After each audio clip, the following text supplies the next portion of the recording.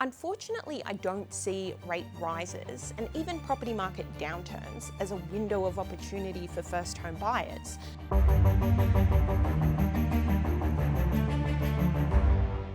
Welcome. The two most senior officials from the Reserve Bank say the March meeting is live, and today a number of banks have forecast a March rate rise. What will be the impact of higher interest rates as a consequence of higher inflation on house price growth? So higher interest rates are going to be impacting the demand side of the housing market. And to be honest, that's probably the desired effect from the RBA at this stage. Higher interest rates simply mean that people can borrow less, so that's less money to put towards housing.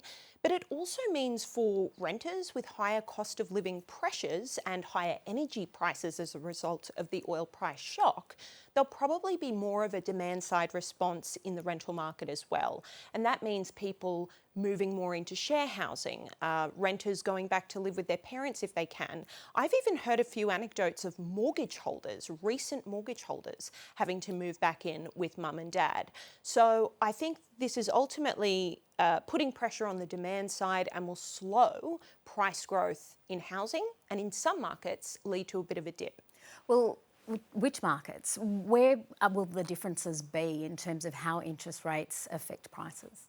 So the market is extremely divergent right now. You've got Sydney and Melbourne, which are traditionally your more interest rate sensitive markets anyway, essentially flattening out over the quarter. Melbourne is down 0.1% since the end of last year, but that ranges all the way to Perth home values rising substantially. So they're up 2.5% in the past 4 weeks, according to the Cotality data, and they're up about 6% year to date. And to put that in perspective, that is how much Sydney's market grew in the calendar year of 2025. So those stronger markets are WA, Queensland, the Northern Territory, and they have these strong fundamentals of population growth, high jobs growth, but also they're commodity-based markets. And in an environment where commodity prices are somewhat correlated with oil prices as well, that could be an added benefit to exports and economic performance. Two of the major banks changed their forecasts today, expecting to see back-to-back rate rises when the RBA meets next week. The investment bank Barrenjoey is forecasting a total of 3 hikes in 2026. What happens to house prices nationally with an interest rate of 4.35%? So if we look at the last time the cash rate was sitting around 4.35%, we did actually see the housing market had just gone through a short, sharp decline in response to successive rate rises. I think this time around it may be offset by ongoing strength in those aforementioned WA, Queensland, but I think you would just expect to see a bit more of a substantial dip across markets like Sydney and Melbourne, where the economic fundamentals are a little bit weaker. Usually what happens in the housing market, though, is that you'll get some kind of withholding of supply when property prices start to go down.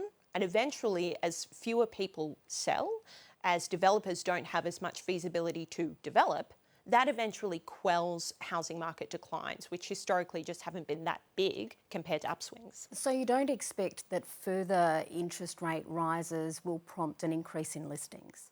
They could do, and to be honest, we already are seeing a rise in Sydney and Melbourne's new listings amid weaker economic performance, weaker housing market performance and longer selling times. Certainly further rate rises would exacerbate that. It's just a question of whether it's enough to prompt enough of a weakening in the other WA, Queensland and Northern Territory market as to whether it would see a national decline. Given the economic headwinds, do you see an opportunity for more first home buyers to enter the market? Unfortunately, I don't see rate rises and even property market downturns as a window of opportunity for first home buyers. First of all, their borrowing capacity is weakened, but you do tend to see in times of a downturn this withholding in supply. So that could, if you try and buy in a downturn, prices might be lower, but there might actually be less on the market. There's never a perfect time to buy when it comes to the cycle. And in order for first home buyers to become more active, we do need real structural change in our market. Eliza Owen, good to speak to you. Thank you.